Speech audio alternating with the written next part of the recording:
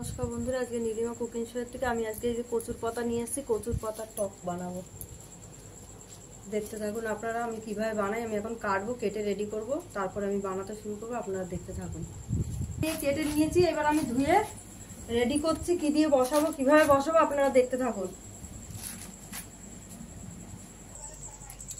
বন্ধুরা, আমি কড়াই বসিয়ে দিয়েছি। এবার আমি কড়াইতে তেল দিয়ে দিচ্ছি।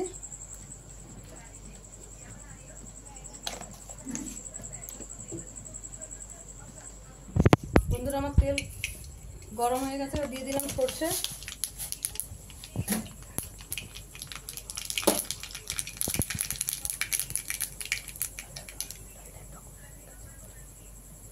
রসুনটা থেতো করে রেখেছি, এবার আমি দিয়ে দিচ্ছি তেলে। সরষেটা হয়ে গেছে, রসুনটা ভাজা ভাজা হয়ে যাবে, দেবো কাঁচা লঙ্কা।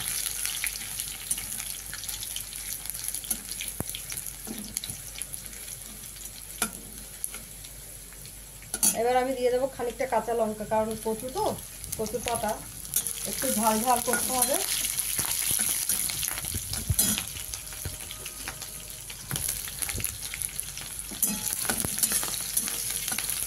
এবার আমি দিয়ে দেবো কচুর পাতাটা।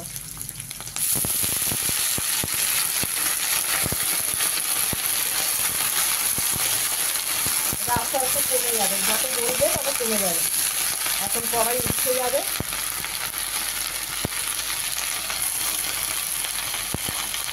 জল দিয়ে আস্তে করে ঢাকা দিয়ে দেবো, কমে যাবে। তারপরে আমি নুন হলুদ টলুদ সব দেবো।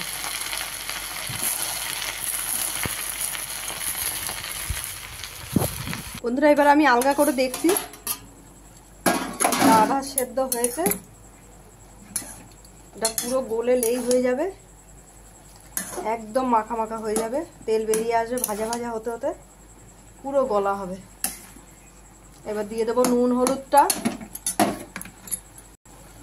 এবার দিয়ে দিচ্ছি হলুদ গুঁড়োটা দিয়ে দিলাম ভালো করে। এবার দিয়ে দিলাম পরিমাণ মতো নুন।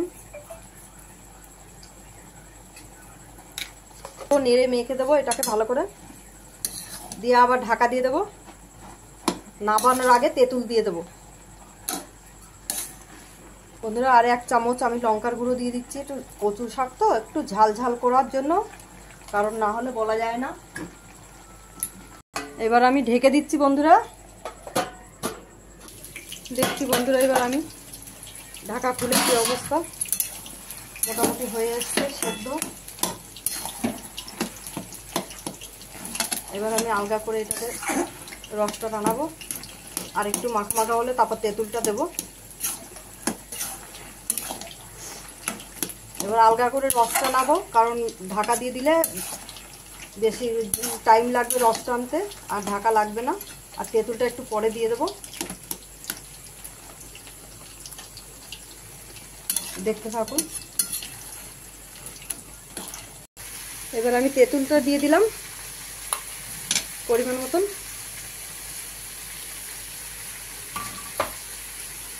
এবার দিয়ে দেবো আমি মিষ্টি। তেঁতুলটা দেওয়া হলো, মিষ্টিটা দেবো। এবার একটু মিষ্টি, টক মিষ্টি দুটো মিশিয়ে হবে, তবে ভালো লাগবে খেতে।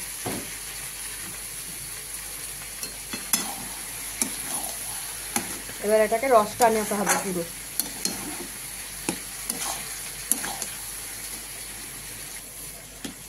দেখুন বন্ধুরা, এতটা হয়েছে, আর একটু হবে। এখনো রস টানতে বাকি আছে, রস আছে।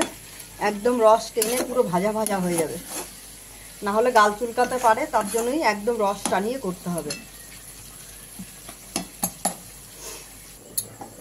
দেখুন বন্ধুরা, আমার প্রায় হয়ে গেছে।